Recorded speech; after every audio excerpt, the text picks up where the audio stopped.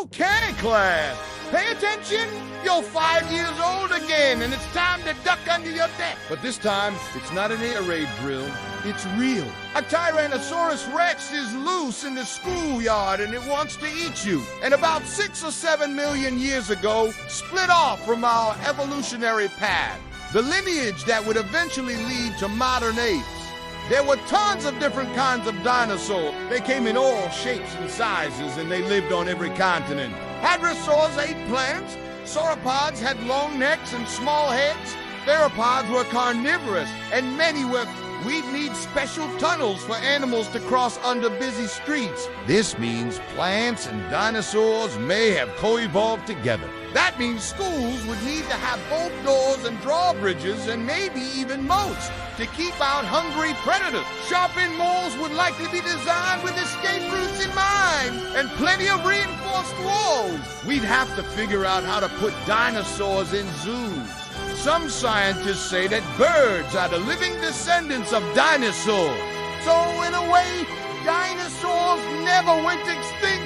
They just evolved into the robins eating worms in our yards and the eagles soaring overhead. But if we want to see a T-Rex, we'll have to visit a theme park like Jurassic World. We'd need professional dinosaur tamers, handlers, trainers, vets, and nutritionists. But what if we could build a relationship with a dino? What if we tamed them like horses? They'd be on TV, in movies, and in YouTube videos. We'd probably make documentaries about them too. And of course, there'd be books about how to take care of them, fictional stories about them, and coffee table books with pictures of famous dinosaurs. We're pretty sure there'd be merchandise too, because, you know, everything's better when it's covered in tiny dinosaurs. So don't worry, there'd be dinosaur socks, pillows, backpacks, and clothes. Well, we'd certainly need to find a use for them. We do know they'd be a pain to mow around, though. Okay, now that you know what life would be like with dinosaurs around, check out our video on what the world would be like without bees. Or watch this video instead. Since we'd only be bringing back small ones, we couldn't use them for plowing fields or transporting goods. Maybe we could train them to carry tourists around the city or on safari. But if they were too dangerous, we'd need to create specially designated zones for riding dinosaurs. That sounds pretty fun, actually. Just make sure you hold on tight to your hat or helmet, whatever you're wearing.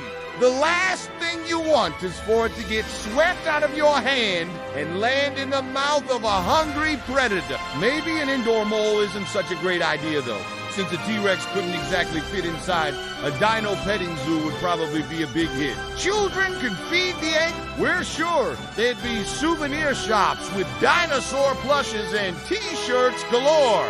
We're pretty sure there'd be a Jurassic World version of Disney's Animal Kingdom. There'd be shows where trained dinosaurs perform tricks and maybe even parade. We're not sure how much longer dinosaurs would stay wild after that. The very first step in creating a Jurassic Park would be to establish a safe perimeter. We can't forget the most important thing, the dinosaur itself. To prevent anything scary from happening, we need to carefully contain it. Each animal would have to have a GPS tracker and security cameras mounted on the enclosure. That way, the animal's every move would be monitored day and night. As far as the dinosaurs themselves, we'd probably bring back the ones that weren't huge and scary.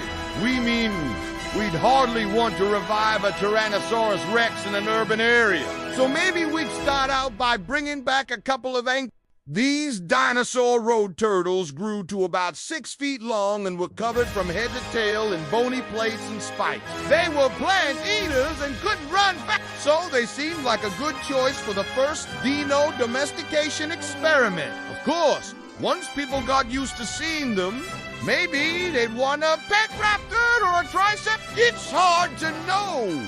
Armed guards stationed at checkpoints could monitor visitors entering and exiting.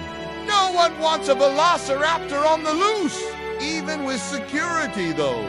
There would always be the risk of a disaster. In that case, there'd need to be emergency response teams ready to track down any escaped dinosaurs. So instead, Perhaps retail stores would be on stilts up in the trees, easily reachable by sauropods with long necks. So if we're going to make this work, we'll also need to account for nature and its balance. Soon, the enclosures would be full of baby dinos running around. And then what? If they were born and raised in captivity, they'd grow up accustomed to humans, right? Well, maybe. Or maybe they'd be wild animals who hated their human captors because they'd be used to being fed by park employees. They'd become dependent on them. And if those humans ever stopped showing up, the dinosaurs would starve. So basically, they'd need lifelong care. What forests look different if 2-ton herbivores roamed? Would ecosystems collapse because a hungry T-Rex needs something to eat? Where would smaller animals go to get away from the giant meat eaters? There's a lot of moving parts here. Parks would have to be reinforced to withstand giant claws and teeth. We definitely need new traffic laws. So maybe cars would have to drive on the sides of roads to avoid Hoveris Road crossing. No one wants a giant beast wandering into the terminal and knocking over the giant Jenga tower of suitcases. And how would dinosaurs fit in airplanes? They'd either be too big to fly or too small to get a seat. Well, maybe we'd figure out a way to make flying reptiles comfortable too, or maybe everyone would travel by ground. Sea and sky on the backs of large mammals like elephants, giraffes, and yes, dinosaurs. We can only imagine the car insurance premiums for a dino driver. Then again, maybe there'd be a lot of jobs we wouldn't even think about now, like dinosaur wranglers or veterinary dino specialists. Dino-proof construction worker is another career we likely invent, and we might need to rewrite some textbooks too. Some were huge and others were tiny. Some could fly and some were amphibious. They roamed the earth for over 180 million years. But then suddenly it was like they just disappeared. And humans continued on, while the lineage that led to the great apes kind of ended right there. Humans continued to evolve, and sometime around 300,000 years ago, Homo sapiens emerged in Africa. Soon after, they began to spread across the world. Neanderthals had already made it to Europe and Asia, and Denisovans were hanging out in Siberia. For their part, humans would migrate into these areas and interbreed with the other hominids. Wait, what? The last time you checked, dinosaurs died out 66 million years ago. So, how did we end up in this prehistoric predicament?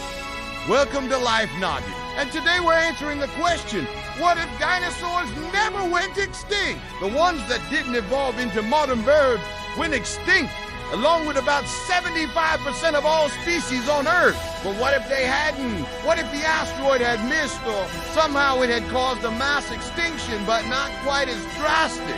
What if certain kinds of dinosaurs had survived? Let's imagine the world a little more than 66 million years later. Humans and dinos are alive and well. So we've established that humans evolved from earlier primates over several million years. But back in the Mesozoic era, somewhere between 252 and 66 million years ago, the apex predators were dinosaurs. About 66 million years ago, our planet collided with a large asteroid or comet and non-avian dinosaurs. The first thing we'd have to consider is how we'd design cities. Scientists theorize that flowering plants evolved around 130 million years ago, which is about when dinosaurs started to diversify. If dinosaurs still existed, we definitely need to take a few things into consideration, but none more important than safety. Airports would definitely be built differently, too, and probably underground. And of course, no matter how we made everything else work, at first, the idea of bringing dinosaurs back to life would be terrifying. Of course. Either way, we need to keep a careful eye on every dinosaur, especially when they started breeding. To do this, we'd need more than just theme parks. We're talking about bringing dinosaurs back to life here. So why not play the field and see what else is possible? Dinosaurs would show up in lots of places, including pop culture. Overall, though, we're not sure what life would be like if dinosaurs never went extinct.